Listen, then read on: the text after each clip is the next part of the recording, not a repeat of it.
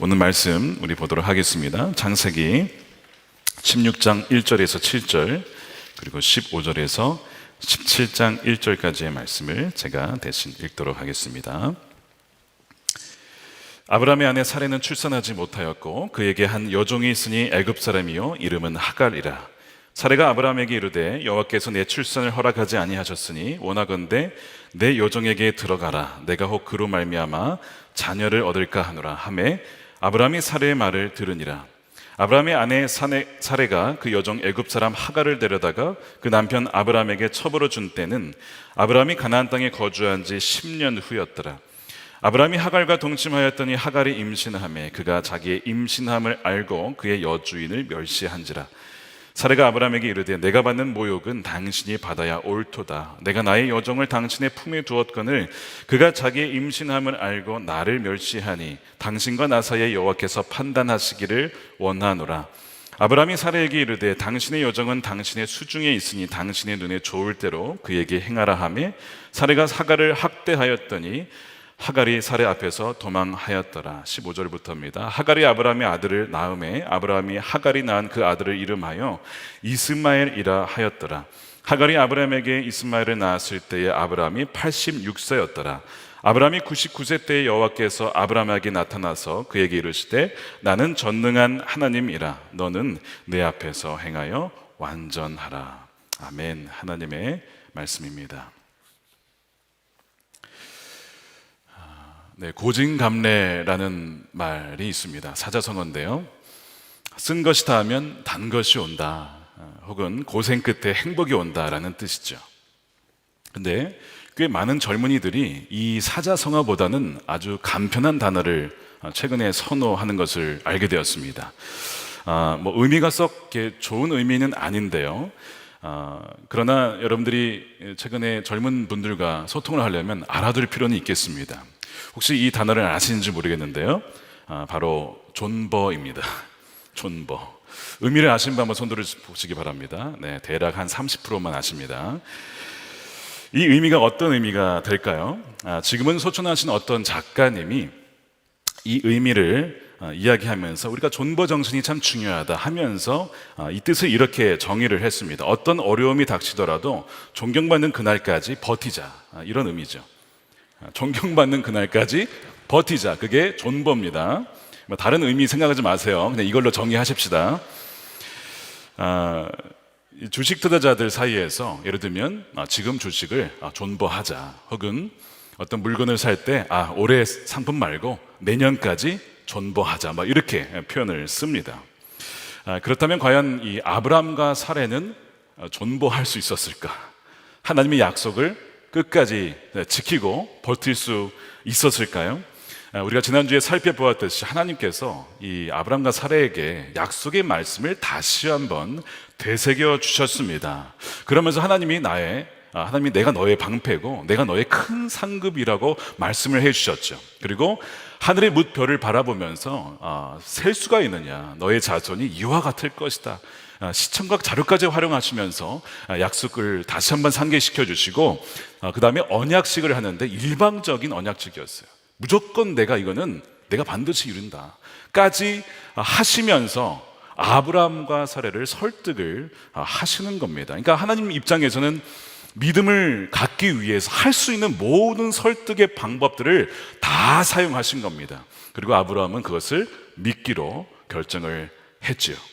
그런데 그 아브라함의 아내 사레가 얼마 지나지 않아서 결국에는 아이를 갖지 못하자, 버티지를 못하고 얘기를 합니다. 그 이유가 무엇이냐면 1절이죠. 아브라함의 아내 사레는 출산하지 못하였다는 것입니다. 아브라함에게 약속이 주어진 지 10년이 지났습니다. 여전히 출산을 못하는 거예요. 여러분, 10년이면요 오래 존버한 겁니다. 정말 존경스러울 정도로 버틴 겁니다. 누가 10년을 기다릴 수 있어요? 누가 10년을 버틸 수 있습니까? 이거는 사실 존경스러울 만합니다. 이 사례가 이거 도무지 못 기다리겠습니다라고 하더라도요 비난할 수 있는 사람은 아무도 없습니다. 세계보건기구에 의하면요 전 세계적으로 불임으로 고통받는 커플이 약 8천만 쌍입니다. 불임의 원인이 여성에게만 있는 것이 아니고 남성에게도 많이 있습니다. 그래서 대략 33%가 있는데 한 20%가 양쪽 다 원인이 있는 경우라고 하는 통계를 본 적이 있습니다. 이 남성의 난임이 늘어나는 이유는요, 스트레스, 그 다음에 앉아서 일을 하는 경우가 많아지면서 어떤 남성의 생식 능력이 저하가 되어지는, 그것 때문에 불임이 되어지는 경우가 상당히 많아지고 있다고 합니다. 꽤 많은 불임 부부들이 믿음으로 기도를 하면서 자녀를 갖기를 그렇게 기도를 합니다. 제가 아는 한 부부도요, 오랜 기간 기도를 했어요. 정말 거의 10년을 가까이 기도를 해서 아기를 가졌습니다. 얼마나 기뻤을까. 근데 8주차 때 유산을 하는 거예요. 여러분, 그 아픔과 그 서러움과 그 눈물의 무게를 여러분 가늠하실 수 있겠습니까? 당사자가 아니면요, 그걸 뭔지 모릅니다. 그것이 생각이 나요. 사례는 더 이상 버틸 수가 없었어요. 그래서 사례에게는 누가 있었냐면 애굽 출신의 여종 하갈이 있었습니다. 사례는 한 여종이 있으니 애굽 사람이요 이름은 하갈이라. 그러니까 하나님께서 원래 둘 사이에서 자녀를 낳게 하는 것이 하나님의 약속이고 그것이 베스트였습니다. 최선이었습니다. 근데 최선이 이루어지지 않으니까 그 다음에 택할 수 있는 것은 뭐죠? 차선인 것이죠. 그러니까 차선을 택하는 거예요. 그러니까 지난 주에 살펴보았듯이 아브라함이 차선으로 생각한 게 엘리에셀이었죠. 사례 입장에서 차선으로 생각하는 것은 바로 하갈입니다. 그래서 이 하갈을 내놓는 거예요. 2절에 보시면 사례가 아브라함에게 이르되 여호와께서 내 출산을 허락하지 아니하셨으니 원하건대 내 여종에게 들어가라. 내가 혹 그로 말미암아 자녀를 얻을까 하노라 하매 아브라함이 사례의 말을 들으니라. 자, 여주인이 자녀를 낳지 못할 경우에 종을 통해서 자녀를 낳는 것은 그 당시에는 아주 일반적인 일이었습니다. 그 당시의 문화는 거의 다 이렇게 하는 것이었어요. 세상 사람들이 흔히 취하는 방식이었습니다. 다시 말해 이것이 특별한 게 아니었다는 거예요. 오히려 이상한 것은 굳이 계속 그 부부 사이에 자녀만 고집하는 것이 오히려 더 이상하게 느껴지는 것이 그 당시의 문화였습니다. 그러나 우리가 여기서 주목해야 할 점이 있는데요, 사례가 하는 말입니다. 뭐라고 하냐면 누가 출산을 못한 거냐면 나 때문이 아니라는 겁니다. 그 원인이 하나님께 있다는 거예요. 여호와께서 출산을 허락하지 않았다는 것이죠. 그러니까 내 문제가 아니고 이거는 하나님 문제라고 얘기를 하는 것이죠. 문제의 원인은 하나님이다라고 지목을 하고 있습니다. 그래서 내가 이제는 내 방식대로 하겠다는 것이죠. 어느 순간 기다리다가 지친 사례의 머릿속에 한 가지 아이디어가 오는데 뭐냐면 하나님께서 자식을 주지 않으실 거야 라는 생각이 딱 주어진 거죠. 그리고 그 생각을 마음에 품고 진리가 아니라 그 생각을 결론으로 삼습니다. 진리의 말씀이 아니라 어떤 주어진 그녀의 생각일 수도 있고 사탄이 집어준 생각일 수도 있는데 그것을 결론으로 삼아요. 그리고 대안이자 차선책인 그것을 열매를 맺기 위해서, 실행하기 위해서 남편에게 그 아이디어를 말을 함으로써 실행이 옮깁니다. 모든 것의 이 시작은 생각에서 비롯된 것입니다. 이 모든 것은 하나님이 주신 약속의 변질이자 왜곡이죠. 바로 이 우리의 생각을 공격하는 자가 누구냐면 바로 사탄입니다. 사탄은 우리의 생각을 통해 말씀을 왜곡시키는 데 달인입니다. 아니, 거짓의 아비라고 했습니다. 너무 그걸 잘해요. 창세기 3장 보시면 하나님께서 아담에게 선악을 알게 하는 나무를 주시면서 그 열매를 먹지 말라라고 하십니다. 2장 17절에 창세기 선악을 알게 하는 나무의 열매는 먹지 말라. 내가 먹는 날에는 반드시 죽으리라 하시니라. 먹으면 반드시 죽는데요. 근데 먹을 것 죽는데 왜 주셨을까? 그 이상하지 않습니까? 근데 어쨌든 그런 말씀이 있었어요. 그런데 하와는 아담이 그 말씀을 들은 그 다음에 창조가 됩니다. 그러니까 하와는 그 말씀을 듣지 못했죠. 아담에게만 전해 듣습니다. 그래서 하와는 하나님이 아니라 아담으로부터 간접적으로 그 말씀을 전해 듣는 것입니다. 어느 날 뱀이 누구에게 올까요? 아담이 아니고 전해 들은 하와에게 옵니다. 여러분, 뱀이 왜 하와에게 오는지 아시죠? 하와는 말씀드린 대로 직접 들은 자가 아니고 간접적으로 들은 자기 때문에 약간의 확신이 없을 수 있다는 것이죠. 그러니까 직접 들은 게 아니면 보통 우리가 무슨 통신이요? 카더라 통신이 될 수가 있습니다. 내가 직접 들은 건 아닌데 그렇다더라 라고 되는 거예요. 이게 간접적으로 듣는 것의 약점입니다. 그래서 하와는 아담이 아니라 하와에게 온 거예요. 아담에게 왔으면 아마 반박이 있었겠지만 하와에게 오니까 이제 이 뱀이 하와에게 묻습니다. 가장 약한 사람을 공략을 하는 거예요. 여러분 잘 기억하세요. 가정이든 공동체든 사탄은요, 물론 머리를 공격하지만 동시에 가장 약한 사람을 공격합니다. 그래서 그 틈을 만들고 비집고 들어와서 공동체든 가정이든 부부든 파괴를 시키는 거예요. 그러니까 여러분 가장 약한 자가 누군지를 아셔야 돼요. 내가 말씀에 굳건히 서 있는 사람이냐 아니냐, 사단은 거기에 공격을 한다는 것입니다. 창세기 3장 1절에 뱀이 물어요. 뱀이 여자에게 물어 이르되 하나님이 참으로 너희에게 동산 모든 나무의 열매를 먹지 말라고 하시더냐. 이 사탄의 장기는 의심을 불러 일어넣는 것이죠. 품게 하는 것입니다. 특히 어떤 말을 자주 쓰냐면 절대로, 전부, 모두 이런 말을 이렇게 앞에 부사를 넣어가지고 약간 의심을 하게끔 만듭니다. 다행히 하와는 아담을 통해 주신 말씀을 비교적 잘 기억을 하고 있었는데 창세기 3장 3절에 이제 하와가 이렇게 대답을 하는 거예요. 동산 중앙에 있는 나무의 열매는 하나님의 말씀에 너희는 먹지도 말고 만지지도 말라 너희가 죽을까 하노라 하셨느니라. 잘 기억을 했어요. 잘 기억했습니다. 대단하죠? 전에 들었지만 잘 기억했습니다. 근데 빠진 단어가 있습니다. 자, 숨은 글자 찾기입니다. 뭐가 빠졌을까요? 잘 모르실 거예요. 자세히 안 보면.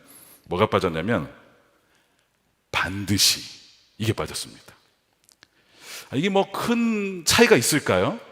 이 반드시가 빠지니까 죽으리라가 죽을까로 바뀌었습니다. 뭔가 확신의 강도가 좀 떨어지죠. 반드시 죽는다다가 죽을까 하노라로 바뀌었어요. 그 뉘앙스의 변화의 차이를 사탄이 캐치를 했습니다. 바로 거기에 뭐 한다고요? 비집고 들어오는 거예요. 뭐라고 들어오냐면 4절에 뱀이 여자에게 이르되 너희가 결코 죽지 아니하리라 라고 탁 들어와요. 마귀는 우리의 허술한 믿음을 비집고 들어온다는 것입니다. 이 뱀의 말씀이 무서운 것은요, 얼핏 보기에 여러분 거의 90% 이상 하나님의 말씀과 같다는 데 있습니다. 아예 다르면 분별을 합니다. 마귀가 바보가 아니에요. 여러분 이단이 왜 이단인지 아시죠? 아예 다르면 다 알죠. 거의 같고 끝단자가 다르다. 그게 이단이죠. 그게 이단이에요. 거의 다 같아요. 근데 하나가 달라. 뭐가 달라. 이게 이단이죠. 그래서 영어로 비교해 보면 이 지금 하나님의 말씀과 사탄이 전해준 말이 거의 90%가 같은데 단 하나가 다르다는 것을 너무나 명확하게 알게 됩니다. 예를 들어서 창세기 2장 17절 내가 반드시 죽으리라. 이게 하나님의 말씀이에요. 자, 영어로는 You will certainly die입니다. 자, 잘 기억해 보세요. 저 단어예요. 이게 하나님의 말씀이에요. 자, 근데 마귀는 어떻게 이걸 바꿨느냐? 너희가 결코 죽지 아니하리라. You will not certainly die. 이렇게 되는 거예요. 처음에 아담이 이렇게 들은 게 아닌가. 그러니까 지금 마귀는요, 이 not을 강조하면서 살짝 말씀을 바꿔요. 그러니까 전체적으로는 거의 같은데 이 not 하나 차이로 의미가 완전히 달라지게 되는 것이죠. 많은 사람들이 여기에 속게 되는 것입니다. 자, 그러면서 이런 생각이 드는 거예요. 그래, 죽을 리가 없지. 아니, 아담이 분명 이 죽지 아니하리라, 즉 not을 못 들었을 거야. 그러니까 you will not인데 이걸 못 듣고 you will certainly die 이것만 들어서 문제가 된 걸 거야. 분명히 not이 있었을 거야. 이렇게 생각을 하는 것이죠. 그래서 하와가 선악을 알게 하는 열매를 먹고 아담에게 줍니다. 그러니까 뭔가 지금 이 말씀의 변화가 일어나요. 분명히 아담이 하나님과 소통할 때에 뭔가 그때 어떤 그 전화기 수신 상태가 좋지 않아가지고 하나 단어가 빠졌을 거야. 뭐 이런 식으로 하면서 아담에게 딱 줬을 때 아담이 어떻게 해야 됩니까? 당신 지금 뭐 하는 거냐고. 하나님의 말씀이 이거 먹지 말라고 했잖아. 반드시 죽는다고 해서 내가 직접 들었어 라고 해야 되잖아요. 근데 그가 어떻게 하냐면 6절에 보니까 여자가 그 나무를 본즉 먹음직도 하고 범직도 하고 지혜롭게 할 만큼 탐스럽기도 한 나무인지라 여자가 그 열매를 따먹고 자기와 함께 있는 남편에게도 주매 그도 먹은지라. 이렇게 돼 있습니다. 아무 말 없이 그냥 먹습니다, 아담이. 이게 무슨 뜻이냐면 자기도 먹고 싶었다는 얘기입니다. 자기도 먹고 싶었는데 먼저 말하기는 좀 그래. 내가 책임져야 될 것 같으니까. 그러니까 눈치만 보고 있다가 아내가 주니까 그냥 뭐 내 책임 아니야 하고 이제 먹는 거죠. 자기도 먹고 싶었던 거죠. 먹고 나서 나중에 문제가 됐어요. 자, 그러면 책임을 누가 져야 되는 거야? 하와가 져야 됩니까? 아담이 져야 됩니까? 가정의 가정은 남편에게 있죠. 남편이 책임을 져야 돼요. 근데 이 아담이 책임 전가를 아내에게 합니다. 아담이 핑계를 잃게 되죠. 창세기 3장 12절에 아담이 이르되 하나님이 나에게 주셔서 나와 함께 하신 그 여자 그가 그 나무 열매를 내게 주므로 내가 먹었나이다. 하나님이 나에게 주셔서 나와 함께 한 그 여자랍니다. 이제 막 싸우게 되면요, 뭐 이름도 사라지고 막 너 나 할 거 없어 막 이렇게 되는 거예요. 이름이 싹 사라지는 것이죠. 그 여자가 나한테 줬다는 거예요. 그것도 당신이 나한테 준 그 여자, 이렇게 하면서 하나님께 막 책임 전가를 하는 모습을 보게 됩니다. 여러분, 이것이 하나님 말씀을 어기고 떠난 이 아담과 하와의 열매입니다. 왜 선악과를 하나님이 줬을까요? 선악과만 없었다면 문제가 없었을 것 같은데, 선악과는 다른 것이 아니라 하나님께서 보시기에 우리가 얼마나 하나님을 사랑하는지를 알기 위한 하나의 장치입니다. 하나님 우리를 로봇으로 만들지 않으셨어요.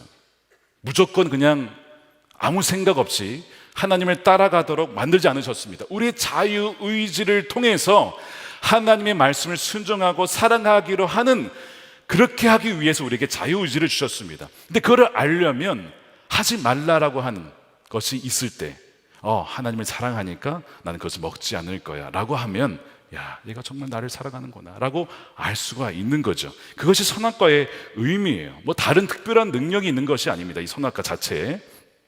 그래서 이 선악과는 우리의 마음이 어디 있는지를 알게 하는, 하나님께 있는지 다른 곳에 있는지 알게 하게 하는 나무입니다. 자, 근데 제가 이걸 왜 설명을 드렸냐면, 오늘 본문에 바로 이 선악과 같은 존재가 등장합니다. 그게 누굴까요?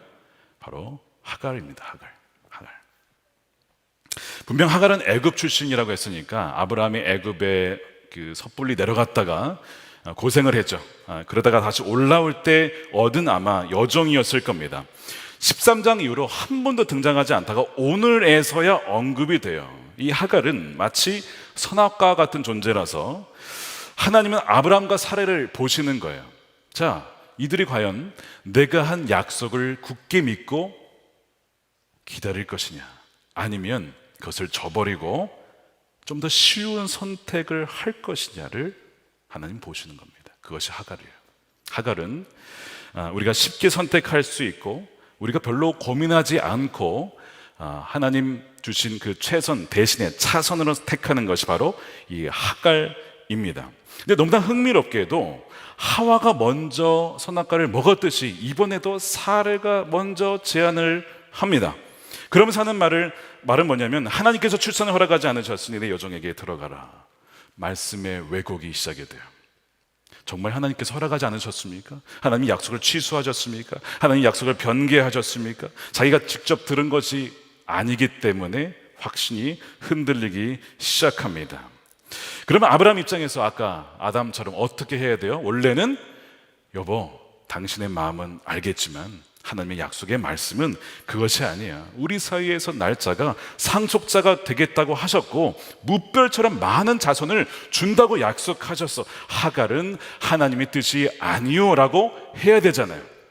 그 혼란에 대한 교통정리를 분명히 해야 돼요. 이것이 영적 가장의 역할입니다. 그러니까 이 가정에서 남성 리더십, 영적 리더십이 얼마나 중요한지 몰라요. 토요일 아침마다 8시 반에 우리 남선교회 기도회 미팅이 있죠. 네. 미사남이 있습니다. 여러분, 남성들의 이 믿음이 얼마나 중요한지, 그래야 가정이 바로 서게 되는 것입니다. 그런데 아브라함은 그 흔들리는 사례를 붙잡아 주지 못하고 거기에 말없이 동의를 합니다. 그래서 16장 2절에 내 요정에게 들어가라 하며 아브라함이 사레의 말을 들으니라. 아브라함이 고민도 안 하고 기도도 안 하고 그 아내의 제안을 아멘, 하나님의 뜻입니다 라고 그냥 말없이 동의하면서 그렇게 따라가는 거예요. 영어로 보니까 그냥 agreed, 아브라함 agreed, 그냥 동의했다는 거야. 둘이 그냥 한 마음이 되었어요. 엉뚱한 곳으로 한 마음이 되었어요. 하나님의 약속과는 정반대 방향으로 흘러갑니다. 아브라함이 선악과 같은 하갈을 취하게 됩니다. 근데 단 한 번의 동침으로 아이가 생겨요. 자, 문제는 이제 이때부터 발생을 하는 겁니다. 분명 사례는 자기가 보기에 가장 좋은 방법을 택한 것입니다. 그런데 그 결과는 뭐냐? 벌써 나타나는 것이 멸시입니다. 하갈이 여주인 사례를 멸시해요. 사례가 너무 속이 상해서 이 모든 모욕은 아브라함 당신이 받아야 합니다 라면서 그 남편을 막 비난을 하죠. 그것이 4절입니다. 하갈이 임신하며 그가 자식의 임신함을 알고 그 여주인을 멸시한지라. 사례가 아브라함에게 이르되 내가 받는 모욕은 당신이 받아야 옳도다. 내가 나의 여정을 당신의 품에 두었거늘 그가 자기의 임신함을 알고 나를 멸시하니 하나님께서 당신과 나 사이에 판단하시기를 원하노라. 부부싸움이 심하게 일어납니다. 아브라함이 그럼 책임을 졌을까요? 아니에요. 그게 왜 내 책임이냐 이거예요. 당신이 준 거 아니냐. 그래서 나는 그냥 잤을 뿐이다. 이렇게 막 하면서 당신이 알아서 하라는 거예요. 그래가지고 사례가 하갈을 학대를 하죠. 그리고 하갈은 결국 도망을 가게 돼요. 나중에 이제 하갈이 이스마엘을 낳죠. 15절입니다. 하갈이 아브라함의 아들을 낳으며 아브라함이 하갈이 낳은 그 아들의 이름하여 이스마엘이라 하였다. 이스마엘의 이름은 하나님께서 들으시다라는 의미입니다. 여러분, 여기서 심각하게 우리가 생각해야 할 것이 있는데, 하갈이 상징하는 것은 뭐냐면 우리가 쉽게 취할 수 있는 자연적인 차선책입니다. 그리고 그 자연적인 차선책이 가져온 결과가 이스마엘이죠. 이런 말이 있습니다. 베스트의 적은 bad가 아니고 good, 좋은 것이다. 베스트의 적은, 최고의 적은 bad가 아니고 good이다라는 말이 있습니다. 하갈은 그 당시 누구나 취할 수 있는 차선책, 좋은 대안이었던 것이죠. 그러나 하갈을 취한 결과인 이스마엘은 유업을 얻지 못하는 육체를 따라 난 아들을 상징해요. 그래서 갈라디아서 4장 22절 말씀을 우리 함께 길이 좀 읽어볼까요? 시작. 기록된 바 아브라함에게 두 아들이 있으니 하나는 여종에게서 하나는 자유 있는 여자에게서 낳았다 하였으며 여종에게서는 육체를 따라 낳고 자유 있는 여자에게서는 약속으로 말미암았느니라. 그러나 성경이 무엇을 말하느냐? 여종과 그 아들을 내쫓으라. 여종의 아들이 자유 있는 여자의 아들과 더불어 유업을 얻지 못하리라 하였느니라. 그러니까 하나님의 말씀대로 약속대로 하지 아니하고 내 방법대로 한 것은 비록 눈에 보이는 뭔가의 열매는 있는 것 같지만 유업을 얻지 못한다는 뜻입니다. 물론 이 말을 여러분들이 오해하시면 안 돼요. 이런 분들이 있습니다. 이스마엘은 이거 무슬림의 이 선조 아니냐, 그래서 뭐 그들에게는 선교해서도 안 되고 복음을 전해서도 안 되고 그들을 배척해야 한다, 이런 분들이 종종 있어요. 여러분, 그렇지 않아요. 여러분, 사실 혈통으로 따지면 우리가 아브라함에 가깝습니까? 무슬림들에 가깝습니까?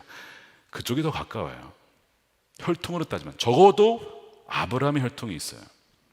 그러니까 우리는 사실 이방인 중에서도 이방인이 있죠. 그런데 우리는 예수 그리스도를 말미암아 믿음으로 그 은혜로 접붙임을 받은 거예요. 그렇게 자녀가 된 것입니다. 마찬가지로 이들도 비록 유업을 받지 못하였지만 잃어버린 하나님의 자녀들입니다. 비록 지금 알라라고 하는 거짓된 신을 믿고 있어요. 속고 있는 것입니다. 참으로 불쌍한 사람들이에요. 그러니까 이들을 향한 선교 그리고 복음은 전해져야 되고 우리가 그것을 위해서 지금도 기도하고 있는 바로 이유입니다. 하지만 그리스도는 이스마엘을 통해서 오지 않습니다. 유업을 얻지 못한다는 거예요. 자, 그 이유가 다 모든 것이 어디서 비롯됐느냐? 바로 성급함입니다. 여러분, 성급함이 무엇이냐? 이렇게 정의할 수 있겠습니다. 성급함은 하나님의 타이밍을 자신의 타이밍에 맞게 앞당기려는 시도죠. 성급함은 결국 하나님의 시간인 카이로스를 불신하는 불신앙에서 비롯되는 열매입니다. 시간의 주인이시며 약속의 주관자이신 하나님을 제껴두고 내 자신이 그분의 보좌에 앉으려는 욕망이 바로 성급함입니다. 그렇게 이것은 큰 죄가 될 수 있습니다. 하나님과의 동행으로 보자면 성급함이란 이렇게 정의할 수 있습니다. 하나님과의 동행을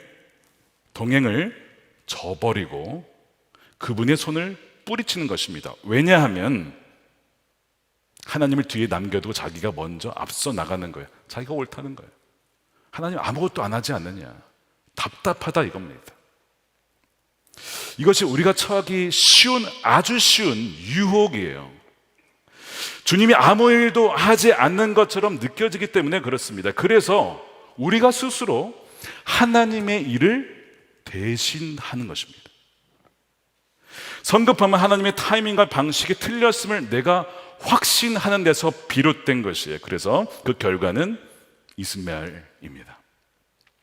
오늘 여러분들이 하나님의 인도하심을 구하실 때에 어느 쪽이 내게 더 유익인가, 어느 쪽이 더 쉬운 길인가로 선택하시면 절대로 안 됩니다.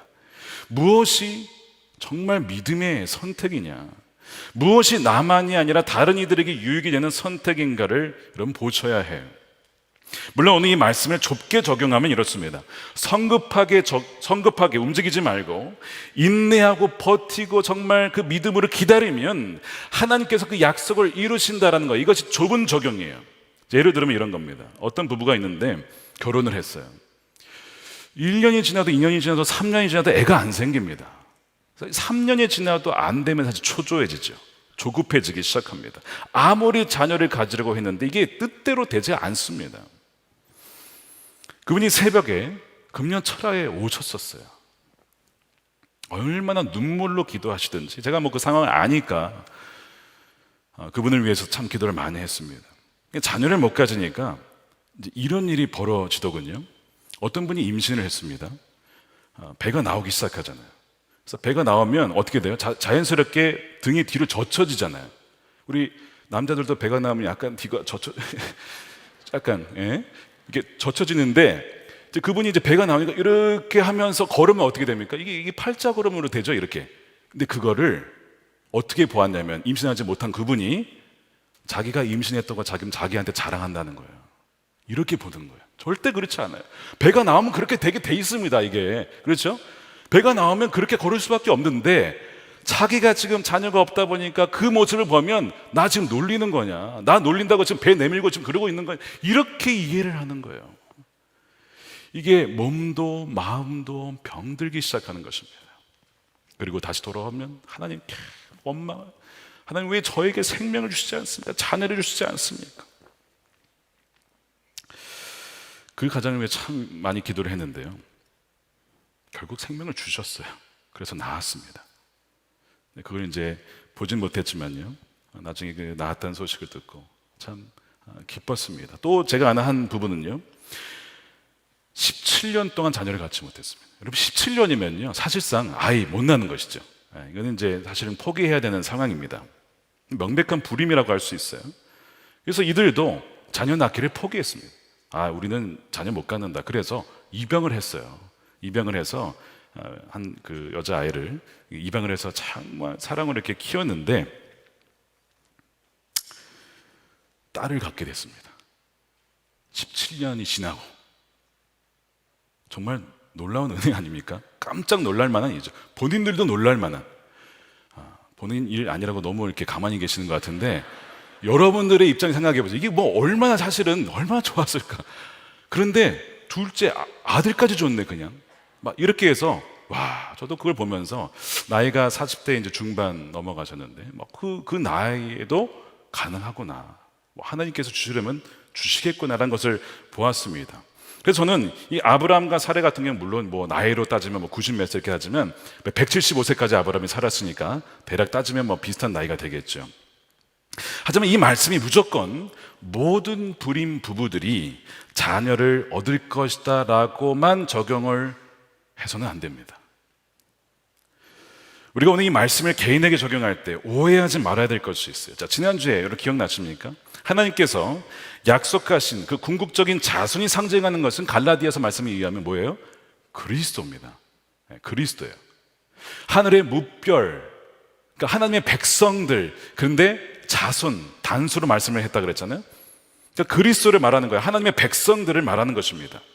그러면 이 말씀을 단지 자녀를 주겠다, 약속을 성취시켜 주겠다라면 보실 것이 아니라 이 본문이 우리에게 주시는 것은 자녀를 낳느냐 못 낳느냐, 혹은 시험과 나기를 하느냐, 혹은 입양을 하는 것은 안 되는 것이냐, 나에게 주신 약속이 성취되느냐 마느냐, 여러분 이것을 사실은 뛰어넘는 것입니다. 사실 하나님께 생명을 잉태케 하는 일은 어려운 일은 아니죠. 오늘 본문 보세요. 하갈을 통해서 이스마엘이 그냥 바로 생기잖아요. 단 하룻밤에 생명이 생깁니다. 그런데 왜 하나님께서 이 부부에게는 자녀를 바로 안 주시냐? 하나님의 관심은 또 우리를 보실 때에 어떤 약속의 성취, 목적도 귀하죠. 근데 여러분 더 중요한 것이 있습니다. 그것이 과정이에요. 그 과정을 통해서 우리가 어떠한 자가 되느냐, 그 부부가 하나님을 향한 순결한 믿음, 신실하신 하나님처럼 그들도 신실한 자가 되어가는 그 과정을 하나님 더 중요하게 보신다는 것입니다. 그렇지 않고서 왜 이렇게 자녀 주기를 미루시냐 이거죠. 그렇지 않고서야 하나님이 여러분 각자에게 주신 약속이 왜 이리 더딘 걸까요? 무엇을 하기 이전에, doing이기 전에 being, 어떤 존재가 되는 것이 훨씬 더 중요한 것입니다. 하나님의 관심 바로 거기에 있어요. 그래서 날마다 주님과 동행하며 믿음으로 행하는 존재가 되기를 하나님은 원하신다는 것입니다. 저는 믿음이 너무나 귀하지만 여전히 자녀를 갖지 못한 부부들을 많이 봤습니다. 여러분, 저는 그들이요 믿음이 없어서 자녀가 없다라고 생각하지 않습니다. 만일 그들이 믿음이 없는 것이라면요 대부분의 사람들 아마 지옥에 갈 겁니다. 그런데 그 부부들이 기다림과 연단의 시간을 통해서 그 믿음이 더욱더 정결하게 되는 것을 보았습니다. 그 중에 한 커플 같은 경우에 어떤 일이 있었냐면 자녀가 없어요. 대신에 뭘 했냐면 아주 가난한 나라에 가서 고아원 아이들을 돌보는 거예요. 100명, 150명, 거의 200명에 가까운 아이들을 섬기며 돌보며 먹이며 가르치며, 나중에 그 아이들이 뭐라고 하는지 아세요? 우리 엄마예요, 우리 아빠예요. 육신의 자녀는 낳지 못했지만 믿음으로 낳은 수많은 자녀들이 있는 것을 보게 되었습니다. 여러분, 물론 그 이후에 주님께서 그분을 통해서, 부부를 통해서 자녀를 주실 수도 있죠. 그런데 그게 중요한 게 아닌 거예요. 더 이상 그리 아니하실지라도 감사한 거예요. 더 많은 믿음의 자녀들, 뭐죠? 무별들을 이미 주신 것이거든요. 어떤 부분은요 둘째를 입양했습니다. 키우면서 야, 내가 이렇게 사랑이 없구나, 키울 수 있을 줄 알았는데 이게 보통 일이 아닌 거예요. 내가 사랑이 없음을 깨달으면서 그 과정을 통해서 나에게 사랑을 부어주시는 하나님을 경험을 하게 됩니다. 그래서 제가 이제 얼추 보니까 사실은 그냥 이렇게 딱 보잖아요. 첫째는 자기가 이제 낳은 아들이고 둘째는 입양인데 첫째보다 둘째가 진짜 아들 같고 첫째가 입양한 아들 같아. 너무 그 입양한 아이를 너무 사랑하니까, 그러니까 말 안 하면 누가 누군지 모릅니다. 그 정도로 사랑하신 것을 보면서 제 마음에 너무 귀하다라는 생각을 한 적이 있습니다. 핵심은 육신의 자녀를 낳는가 못 낳는가 아닙니다. 핵심은 내가 원하는 약속이 성취되는가 못 되는가, 그것도 아니에요. 내가 진정 신실하신 하나님과 동행하며 나도 믿음의 사람, 신실한 사람으로 변화되어 가는가, 하나님 바로 그 과정을 더욱더 귀중하게 주목하고 보신다는 것이죠. 그래서 하나님은 지금 이 인내의 시간을 통해서 뭘 하고 계시냐면 아브라함과 사라를 상품이나 제품이 아니라 뭐예요? 작품으로 만들고 계시다는 것이죠. 여러분, 그 제품과 작품의 차이가 뭐예요? 제품은 그냥 대량 생산이죠. 엄청 많고 단시간에 만들어집니다. 그런데 작품은 전 세계 단 하나예요. 그리고 손으로 직접 만드는 것입니다. 오랜 시간이 걸려 오랜 장인의 고뇌와 기다림과 인내가 필요합니다. 여러분, 사람은 제품이 아닙니다. 하나님의 작품이에요. 그래서 에베소서 2장 10절 말씀에 이 말씀이 이렇게 되어 있습니다. 우리 함께 읽어볼게요. 시작. 우리는 그가 만드신 바라 그리스도 예수 안에서 선한 일을 위하여 지으심을 받은 자니 이 일은 하나님이 전에 예비하사 우리로 그 가운데 행하게 하려 하심이라. 자, 여기에서 그가 만드신 바라를 영어로 handiwork라고 되어 있는데 바로 뭐냐면 하나님이 손으로 직접 만든 작품이라는 뜻이거든요. 이 포이에마라고 했습니다. 포이에마는요, 제품 아닙니다. 상품 아닙니다. 명품도 아니에요. 걸작품입니다. 하나님이 우리를 빚으시기 위해서 많은 시간과 인내를 통해서 우리를 빚으신다는 거예요. 그래서 헬라어 구약 성경 70인역에서 시편 92편의 4절에 이런 말씀이 있어요. 하나님의 손수 이루신 업적, 이 업적이 바로 이 포이에마입니다. 여러분들이 누구냐면요, 하나님이 손수 이루신 업적이자 걸작품이라는 거예요. 하나님은 지금 그거를 빚고 계신다는 것이죠. 그러려면 무엇이 필요하냐면요, 오랜 인내와 시간이 필요합니다. 마치 비가 내리고 땅에 들어갔다가 포도나무가 심겨서 그 비가 변화의 흙과 영양분이 되어서 포도가 되고 그것이 다시 즙이 되어서 숙성이 됐을 때 포도주가 되죠. 오랜 시간이 걸립니다. 그리고 포도주가 된 다음에도 숙성의 시간, 오래되면 오래될수록 정말 극상품의 포도주가 되잖아요. 단시간에 안 된다는 것입니다. 오랜 시간과 인내가 필요하다는 것이죠. 성급함으로 인한 선택, 이 차선책이 하갈이고요, 그 열매가 이스마엘이라면 오랜 기다림의 열매는 바로 이삭입니다. 성급함은 이삭을 이 세상의 수많은 상품과 제품 중 하나로 전락시키려고 하는 아주 죄된 욕망이에요. 그러나 이 오랜 기다림의 인내는 결국 이삭을 하나님의 걸작품으로 만드는 인고의 시간이 됩니다. 자, 결국 이 이삭이요, 누구를 통해서 옵니까? 이 아브라함과 사라예요. 이 아브라함과 사라가 걸작품이 될 때 비로소 이삭이라고 하는 약속의 자녀가 나오는 것입니다. 그래서 하나님은 이 자녀를 주기 이전에 아브라함과 사라를 먼저 빚으시는 거예요. 그래서 계속 미루시는 것입니다. 하나님이 성급함이라는 불순물이 있는 이들을 걸작품으로 빚기 위해 하시는 일이 있는데요, 뭘까요? 그것이 침묵입니다. 하나님의 얼굴을 숨기시는 거예요. 자, 이게 어디 나오냐면 성급한 차선책, 하갈을 취한 두 번째 결과, 첫 번째 결과는 이스마엘이고 두 번째 결과가 있어요. 두 번째 결과는 바로 침묵입니다. 얼굴을 숨기시는 거예요. 오늘 창세기 16장 마지막 절에 보면요, 아브라함이 86세에 이스마엘을 낳았다라고 되어 있습니다. 자, 16장 16절이에요. 하갈이 아브라함에게 이스마엘을 낳았을 때가 언제요? 86세예요. 근데 그 다음 절이 17장 1절이에요. 바로 이어지는 구절입니다. 아브라함이 99세가 되었어요. 그때 아브라함에게 여호와께서 나타나셔서 이르시되 나는 전능한 하나님이라 너는 내 앞에서 행하여 완전하라. 단 한 절과 한 장의 차이인데요, 몇 년의 차이가 있습니까? 13년. 13년이 이미 흘러버렸어요. 13년이 기록이 안 되어 있습니다. 하나님이 나타나지도 않으셨고 말씀하지도 않으셨고 그분의 임재가 느껴지지 않는 13년의 기간이 왜 왔다고요? 성급한 나의 차선책 때문에. 여러분, 이 하나님께서 임재하지 않는 것은 없어요. 하나님이 계시지 않은 것은 없습니다. 그런데 하나님께서 왜 임재하지 않는 것 같이 부재하시는 것처럼 느껴지는가? 그 이유가 바로 이것입니다. 하나님께서 자신의 뜻을 보이시고 했는데도 불구하고 따르지 않으면요, 하나님은 말씀하지 않으세요. 여러분, 하나님께서 뭐라고 부르시냐면 이스라엘 백성들이 이런 얘기를 했습니다. 하나님은 어떤 분이시냐? 숨어 계시는 하나님이다, 이런 얘기를 해요. 이사야 45장 15절에 구원자 이스라엘의 하나님이요 진실로 주는 스스로 숨어 계시는 하나님이시다. 하나님이 그분의 얼굴을 감추세요. 어떤 분이 이럴 수 있어요. 왜 저번에 애굽 내려갔을 때에는 가서 구해 주시더니 왜 이번에는 구해 주시지 않고 이렇게 자기네 얼굴을 숨기시는가? 그때는요, 믿음이 약했을 때니까. 지금은 시간이 흘렀어요. 이제는 그렇게 해서는 안 되는 거예요. 그때와 또 다른 점이 있습니다. 이것은 하나님의 약속을 완전히 저버린 겁니다. 하나님 안 들어주실 거야. 완전히 저버린 불신앙의 완전 태도였습니다. 그렇기 때문에 하나님이 이제는 침묵을 하시는 겁니다.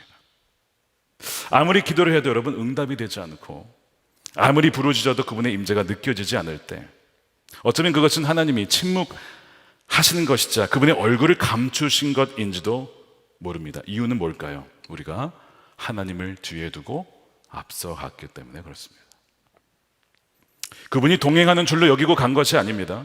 하나님이 약속을 그냥 거절을 한 것이죠.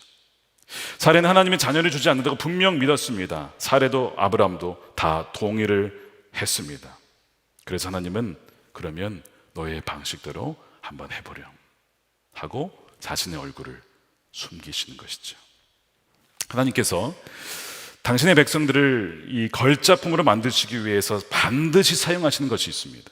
그게 뭐냐면 징계입니다. 여러분, 징계라고 하면 좀 이렇게 부정적으로만 느끼는데 다른 말로 하면 훈계 혹은 훈육, 훈련이라고 할 수 있습니다. 이 징계에는 크게 두 가지가 있어요. 하나는 내적 징계라고 불리우는 말씀을 통한 징계가 있고요. 이게 첫 번째입니다. 그리고 두 번째, 이것이 안 되면 두 번째인데, 두 번째는 외적 징계 혹은 환경을 통한 징계, 훈련이 있어요. 자, 이 말씀의 징계는 뭐냐면 하나님께서 말씀을 통해서 우리를 깨닫게 하는 거예요. 우리 말씀을 통해서 자꾸 찔러주는 거예요. 자, 그래서 우리가 말씀을 듣다가 뭔가 심령에 찔리는 것이 있다면 여러분 그것은 내적 징계입니다. 우리를 하여금 깨닫게 하시기 위해서 하나님께서 말씀의 칼로 우리를 심령을 찌르는 거예요. 히브리서 4장 12절 말씀이 이렇게 되어 있죠. 하나님의 말씀은 살아있고 활력이 있어 좌우의 날선 어떤 검보다도 예리하여 혼과 영과 관절과 골수를 찔러 쪼개기까지 하며 우리의 마음과 생각을 판단한다는 거예요. 말씀을 통해서 야, 너 다른 방향으로 가고 있잖아. 너 그렇게 가면 안 되잖아. 말씀을 통해서 깨닫게 하는 거예요. 여러분 그럴 때에 돌아와야 됩니다. 돌아와야 돼요. 설교 말씀을 들을 때나 여러분들이 말씀을 스스로 읽을 때에나 내 안에 감추어진 탐욕과 탐심과 헛된 야망, 허영, 내 안에 감추어진 우상들을 들춰내는 것은 하나님의 말씀입니다. 그러니까 우리가 말씀을 여러분 매일 읽으시고 묵상하는 가운데 주님께서 나에게 주시는 이 양날의 검은 무엇인지, 내가 깨달아야 될 것은 무엇인지 알아야 됩니다. 동시에 설교 말씀을 듣다가도 그것을 깨달을 수도 있어요. 여러분 그것을 그냥 넘기시면 안 됩니다. 자, 지난주에 하나님께서 어떻게 하시죠? 계속 못 믿으니까 뭐 하신 거예요? 내적 징계하신 겁니다. 말씀으로 깨닫게 하신 거예요. 내가 너의 방패다. 내가 너의 큰 상급이다. 하늘의 별을 봐라. 내가 너와 언약을 맺을게. 내가 반드시 이룰 거야. 계속 말씀을 여러 차례 하시면서 그게 아니라고 말씀을 하셨잖아요. 그렇죠? 그런데 들었어요? 안 들었어요? 오늘 안 들었단 말이에요. 자, 그럼 그 다음에 벌어지는 게 뭐라고요? 외적 징계죠. 환경을 통한 징계를 주시는데요. 환경을 통한 징계는 다양한 방식으로 나타나요. 어떤 사람을 붙여주시는데 그 사람을 통해 엄청나게 괴롭힙니다. 질병이 일어날 수도 있어요. 모든 질병이 다 하나님의 징계는 아닙니다. 이해할 수 없는 그런 질병도 있어요. 혹은 재정적인 어려움, 아주 일반적인 것 중에 하나입니다. 또한 뭐가 있냐면 어떤 사건이 갑자기 정말 감당할 수 없는 사건이 터져가지고 내가 환경적으로 정말 막 눌리게 되어지는 그런 일들이 터져요. 다 이게 뭐냐면 환경으로 통한 외적인 징계. 왜? 우리가 못 알아차리니까. 이유는 뭔지 아세요? 이거 목적이 뭔지 아세요? 이것을 통해서 나에게 이미 주신 주의 말씀, 약속의 말씀으로 돌이키라는 것입니다. 주목하라는 거예요. 내가 그 전에 이미 말씀을 주었잖아. 너는 거기로 돌이켜야 된다. 거기로 돌아가야 된다. 내 약속으로 돌아가야 된다. 나를 신뢰해야 된다. 나를 바라봐야 된다. 그 모든 것을 하기 위해서 외적 징계를 주시는 거예요. 그래서 C.S. 루이스가 고통은 하나님의 확성기다라는 거예요. 우리가 못 알아들으니까요. 말로 못 알아들으니까. 우리가 사실은 좋은 말로 하면 못 알아들어요? 못 알아들어요? 못 알아들어요. 좋은 말로 하면 못 알아들어요. 우리 아이들 키워보시면 아시죠? 얘들아 밥 먹어라. 옵니까? 안 옵니다, 애들이. 점점 그 피치가 쫙 올라가다가 이제 막 엄마가 요리하다가 칼 들고 가죠. 얘들아 밥 안 먹을 거야. 이래. 외적 징계가 나중에 온다는 거예요. 그러니까 지금 여러분들 잘 보셔야 돼요. 지금 하나님께서 이 요나도 마찬가지입니다. 요나에게 뭐라고 했어요? 니느웨로 가라. 그랬더니 대놓고 반대로 가네. 완전히 다시스. 니느웨 반대편으로 그냥 대놓고 갔는데 마침 그 항구에 배가 있었어. 야, 기가 막히네. 이 길이 열어주네. 그거 속는 거죠. 길이 열렸다고 가면 완전 하나님 반대로 가는 거예요. 하나님이 어떻게 하시는 거예요? 풍랑을 보내시죠. 풍랑을 보냈는데도 못 깨달으니까 그의 목숨을 거의 그냥 물에 빠뜨려서 죽일 뻔 하다가 물고기를 통해서 3일 밤낮을 거기 있게 하시죠. 시커먼 컴컴한 곳에 있게 하신 다음에 뭐 하게 하시는 거예요? 주님, 잘못했습니다. 저 항복할게요. 기도하잖아요. 기도함으로써 그가 어디로 돌아가죠? 첫 번째 말씀, 니느웨로 가라.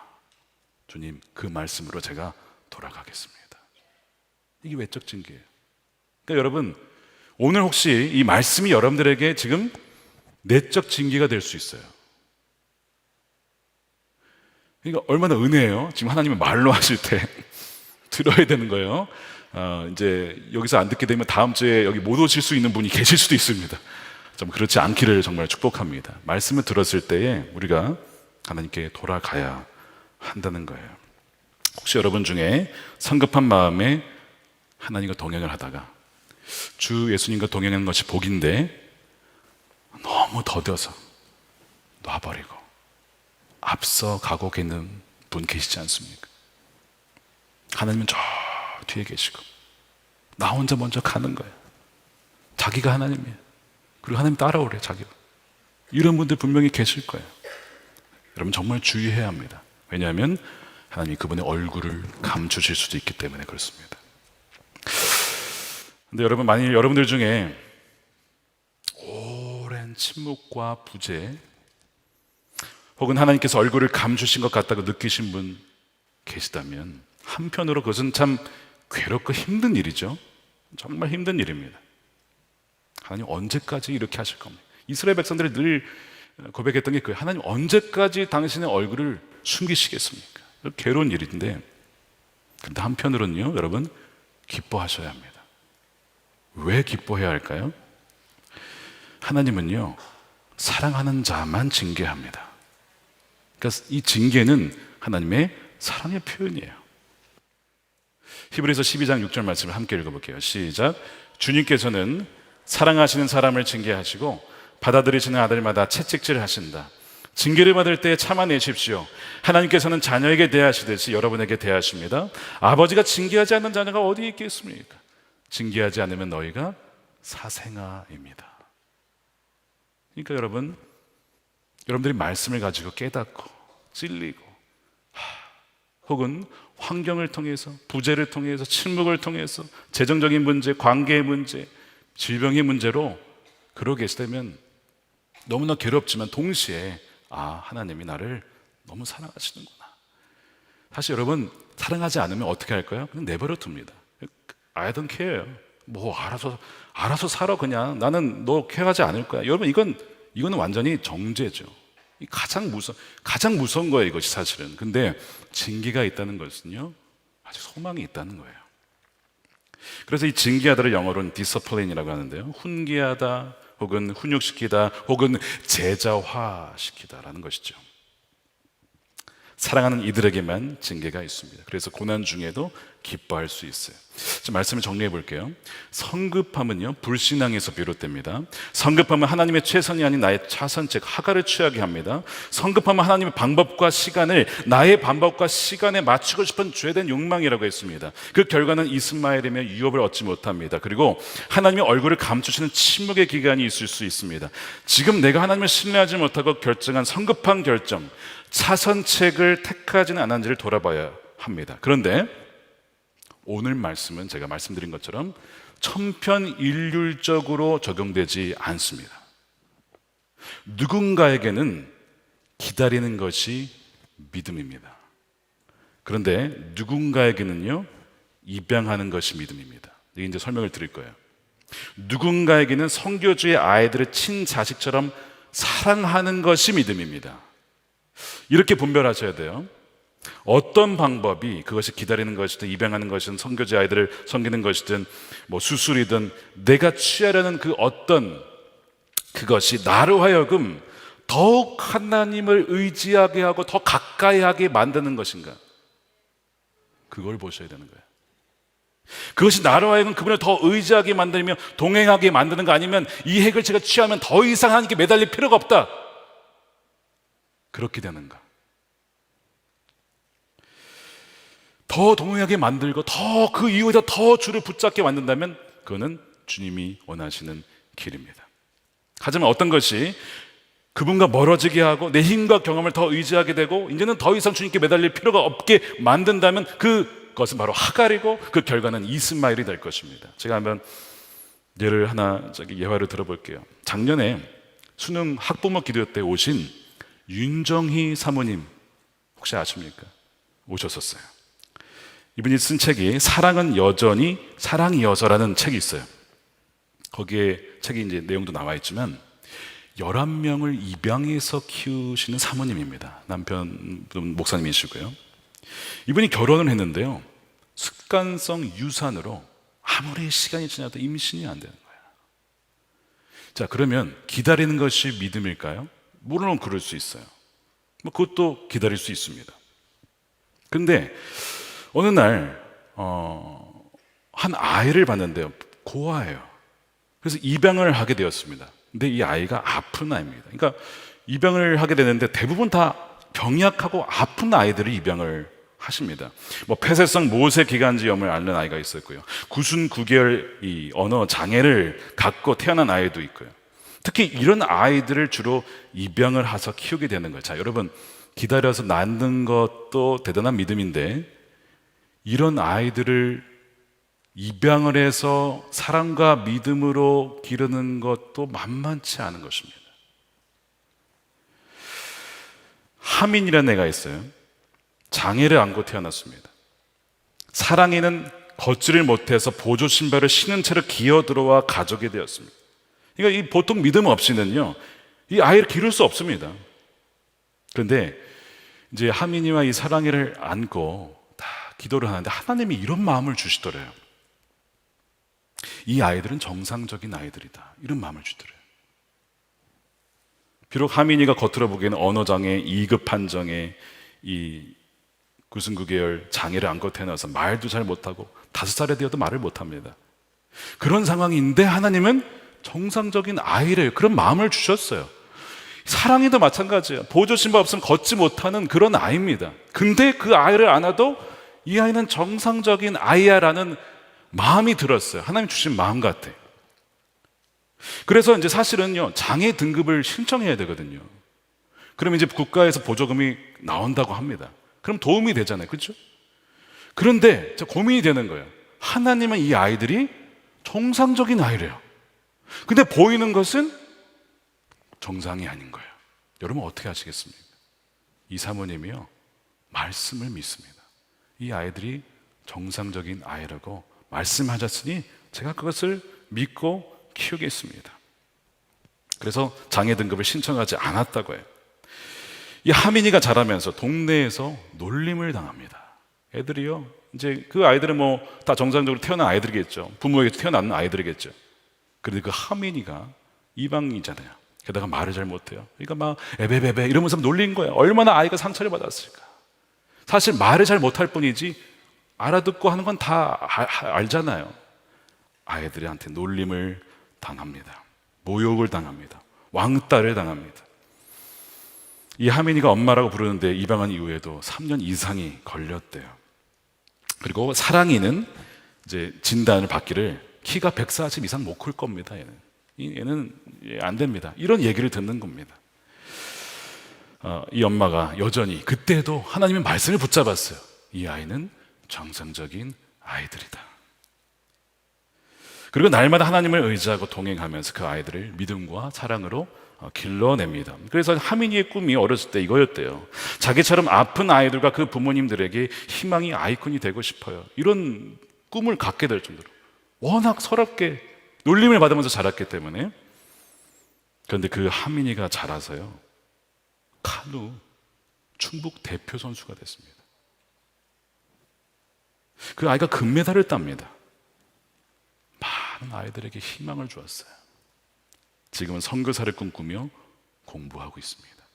사랑이는 어떻게 됐을까요? 140밖에 못 큰다 그랬잖아요. 140이 아니라 168. 이 둘 다 여자예요. 여자입니다, 둘 다.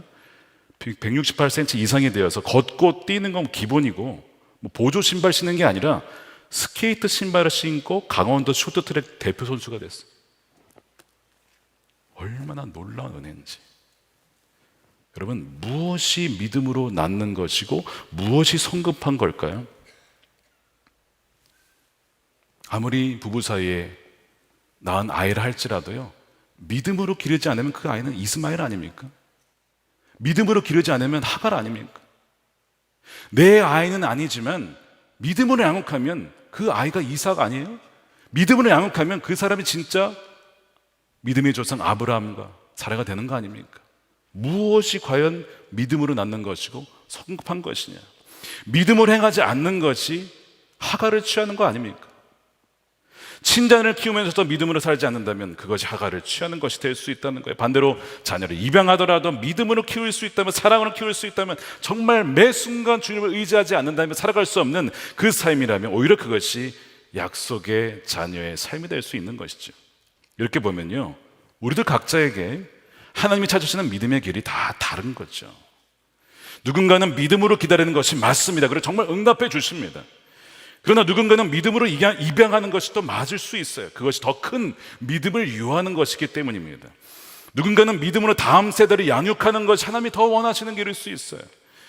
각자의 상황과 삶마다 다 다르죠. 그러나 원리는 같습니다. 어떤 길이 더 쉬운가? 내가 쉽게 취할 수 있는 차선책인가? 그게 아니라 어떤 길이 더 나로 하여금 주님과 동행하게 만들고 나로 하여금 더 믿음으로 나가게끔 만드는 것인가? 그것이 주님이 원하시는 길인 것입니다. 사랑하는 여러분, 하갈과 같은 쉬운 길이 아니라 믿음으로 인내함으로 이삭을 얻으시길 바랍니다. 그 믿음에 반드시 하나님이 함께 하십니다. 하나님께서 최선의 길로 인도하시는 거예요. 그분은 여러분 사랑이십니다. 여러분 그 하나님을 신뢰하셨으면 참 좋겠습니다. 그래서 오늘 각자에게 다 다른 믿음의 길을 주셨어요. 그러나 그 믿음의 길은 단 하나입니다. 오직 하나님만 붙잡고 살지 않으면 살 수 없는 그 길, 여러분 그 길이면 되는 것입니다. 오늘 그 믿음으로 정말 주님과 날마다 동행하며 믿음이 없인 하나님을 기쁘시게 할 수 없다고 했는데, 주여 그 믿음의 동행을 살아가는 우리 모두가 되게 달라고 우리 함께 이 시간에 우리 기도하면서 나갔으면 좋겠습니다. 우리 먼저 함께 찬양을 할 텐데, 우리 하나님의 부르심이란 찬양입니다. 우리 송경민 목사님 은혜라고 한 찬양을 작곡하신 분인데 이 가사가 참 좋아요. 하나님의 부르심에는 후회하심이 없다. 정말 그렇습니다. 하나님의 부르심에는 실수가 없다는 것입니다.